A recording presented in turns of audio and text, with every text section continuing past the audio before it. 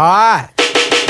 Now everybody wanna know the truth about a brother named Chris. Come from the country, deep woods and the sticks. A lot of people already know exactly where it's at. Exit 32 by 30 on the map. Hustle Town, that's the name of my hometown. It's going down in the town where we run the underground. Niggas just be hating this shit, and that's a shame. Cause I ain't doing nothing but putting you up on game. They're dropping these lyrics for your ass and proving these haters I'm about that life. We'll clap your ass twice when you hide behind the mic. Stock steadily rising every time that I flow. Get no less than a stack for a show. So, that's how I'm living. I do as I please, you see. An OG still up on reality. You either serve time or probably so dope when you was born and raised in hope. Born and raised.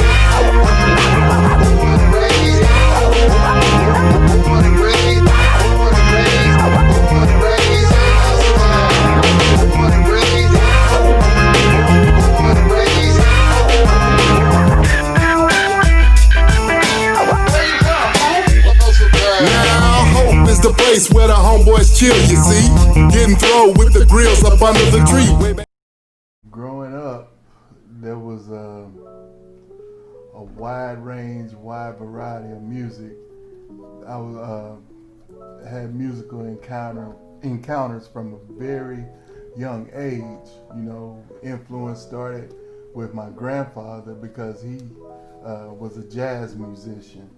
And so, you know, I got to experience firsthand when I was I can remember when I was 3 years old, going to a nightclub with him, you know, just messing around with his trombone and, you know, talking to all the different guys in his jazz band and, you know, playing the drums. Well, I was banging on the drums because I didn't know what I was doing. I thought you were supposed to just hit them hard as you could. I never understood why all the other guys were standing there with their ears covered, but, you know, more than ever, I realized that now I was keeping up a lot of noise. Well, like I said, I was experienced to a wide range of music, you know, the jazz and blues with my grandfather, and then growing up in my mom's household, my mom and my stepdad. My stepdad was very well-rounded as far as music. You know, I heard a lot of the old Temptations and Four Tops. I mean, just some of any and everything that you could think of. Confunction, Lionel Richie, Commodores, Cameo, Sugar Hill Gang, all of those. You know, I experienced a whole bunch of different types of genres of music, but you know, that was the thing that happened often on Saturday mornings. You know, it was house cleaning and music wide open, no telling what you might hear. So, you know, I still hold and cherish those memories dearly. Well, one of my favorites growing up was Marvin Gaye. I just loved, you know, Marvin Gaye was a bad man. And, you know, I even appreciate him even more now when I go back and listen to all, you know, the different musical type instruments and stuff, because, you know, that's just one thing that's always stood out with me, just the whole musical influence. During my time, you grew up singing and dancing to Michael Jackson. You know, that was just the thing then. And because with me, actually, I didn't start out, you know, writing songs or whatever. The way I started was actually writing poems, and you know, Christmas poems or whatever. And it was just something that always stood out as far as, you know, in my schools, in my classroom work or whatever, whenever we had to write poems, mine just for some reason always stood out. I guess they were better or whatever, and the teacher would always ask me, you know, to recite whatever I wrote.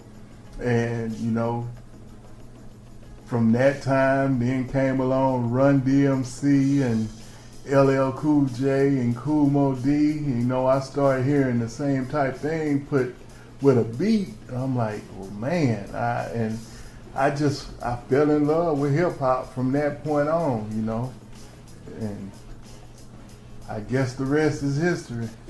She knew my musical passion, and I used to always ask her. Her name was Miss Hoagland, and I used to always ask her about working at a radio station, telling her how I would love to be a DJ there one day, and blase, and so it just went on from there. You know, after high school, of course, I started college, and I came home one summer, and she just reached out to me. You know, they were in the midst of needing a DJ, so she asked me, was I still interested in doing that?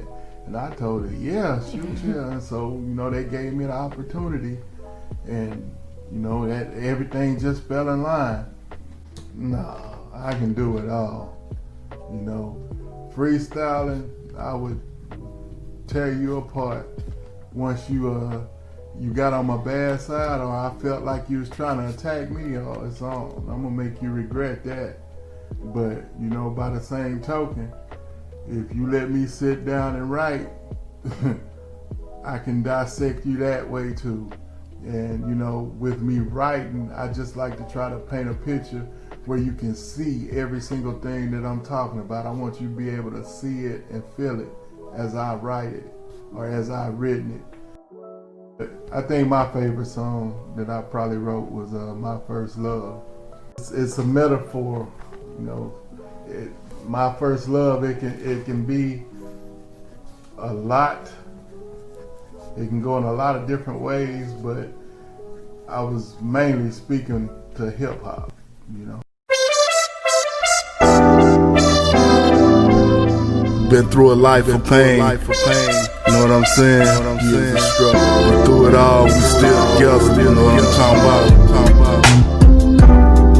I remember how it all began. First it was just you and me, alone in my room, didn't want nobody else to see. Just something about you put a sparkle in a nigga eye. If they tried to come between us, they would have to die. Love at first sight before I even touched the mic. Freestyles and beatboxing before I ever learned to write. Quick to step to any nigga trying to hold your hand. You was my lady and I forever wanted to be your man. We've been through happy times of sharing love and sharing pain. When I was doing bad, you helped me make it through the rain. The thought of you without me, that I could never see. Forever in this industry is all I wanted to be. Side by side, mic in hand, will be you and I. In the booth expressing love the way we felt inside. You've been with me from a boy till I became a man. I'll always love you and I'm gonna tell you every time I can. My first love. Ain't nobody love you like me. Ain't nobody gonna love you like I do. You know what I'm saying? It's from the heart. Yeah. You know what I'm talking about? I'm tight. Total Conflict was actually a rap group which started out with me and Bobby Robinson and was Garland Neal. That was the original members of Total Conflict when I first started rapping, you know. That was just, I don't know, it was a name that I came up with and it just stuck with us. And Crime Family. The Crime Family was what me and Sean Jacobs, me and Jake came up with. Crime Family was like our melting pot. All of our artists that we decided to put together under a Full Swing Entertainment label. And you know, it consisted of artists who I had under me and artists that Jake had under him. And we actually were more so like family. It was Dirty Black, Lady Fat, this group called GHY, who's out of Spring Hill, Louisiana, Spring Hill and Plain Dillon. There was 4-5, Too Tight, Mr. V, they were GHY, and then we had Kid Fresh. He was out of Spring Hill, Louisiana. He was a heck of a producer. Back up in here. Like we do, nigga. Put it down like that. On GP, yeah, General Pimpin'. From that HOPE, that's right. That PIMP, aka the MVP, BIGTIME. And list the band that these niggas can't stand. Tearing up shit with this mic in my hand. Now what's your plan? Cause I pimp this game like dangerously. It's full swing, motherfucker, who you came to see. And now I claim to be that nigga known to rhyme. And ain't no stopping these motherfucking hands of time. Rewind, and you can never find another like mine. Taking two at a time, putting that ass in a bind. Inclined to bring the havoc, big time. It's like a savage for the cabbage as I damage these niggas like tragically and magically. It had to be from that HOPE, that MVP, that MVP, that MVP. That's all I ever claim to be. That MVP, that MVP, that MVP. That's all I ever claim to be. That MVP, that MVP, that MVP. It was 2016. I, went through a period of where, I was at a low point in my life because, in and out of my life, I've had to deal with a lot of different sickness or whatever. But every single time that I've gotten sick, it's like music has been my therapy. Always been very therapeutic for me and brought me out of the darkest places. And this is, again, what happened with me in 2016. It's like music just saved me once again. And I just, for some reason, felt like I wanted to pick up the mic again. And then you and your brother and sisters, y'all all influenced me, encouraged me to do it, to see if, I still had it, which I know I did. And so, I felt like that I needed to try it one more time just to see, could I still be an influence or, do what I used to do, which I did. I released 2 songs of, Literally, which made a whole lot of noise, and a song called I'm Just Saying. I released both of those, and I made a significant strides with those. I had a lot of streams and downloads, done countless interviews, not just in the US. I mean, it was worldwide, where I done different interviews. I had like 3 or 4 interviews lined up per week, different radio stations, different DJs. And it got to a point where I almost, again, signed another contract, but things just fell through. And, I was in the process of going ahead, gonna record an entire album, but then again, I experienced some type of sickness where I lost my voice and everything and just kind of pulled back from it. So that's where things stood on that. If I could change anything, it would be to just stick with it, when I was getting close to my highest peak, and not easing up.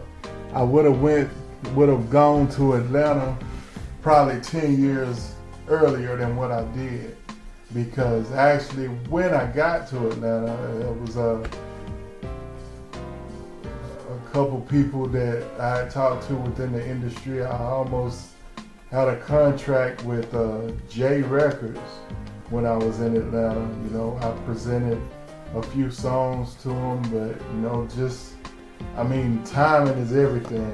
I could tell, I was probably like a couple years too late, but they actually wanted to work with me and they wanted more material, and everything was just limited for me at that time. So I was the glue holding everything together, and once I started to pull back, everything just started to deteriorate, which, health reasons kind of pulled me back from going as hard as I was with everything. But then too, when you came along, not blaming you or anything, but you know, my responsibilities changed, and that's just the way I am. You know, I wasn't going to put all the time and money into music like I used to, or like I was, you know, once that responsibility came.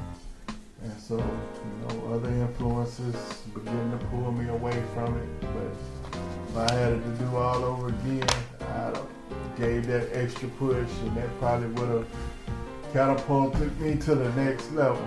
But no, it was still something good to come out of it. You know, me and Jake talk about this all the time. You know, he ended up winning a Grammy, and he always say, man, that's our Grammy. You know, we worked hard together.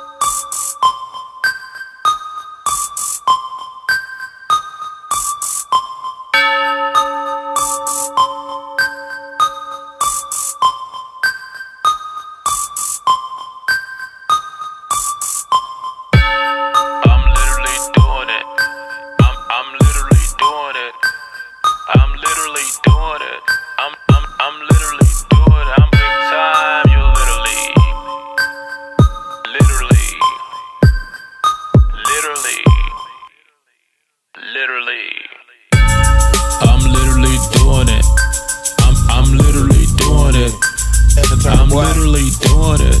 I'm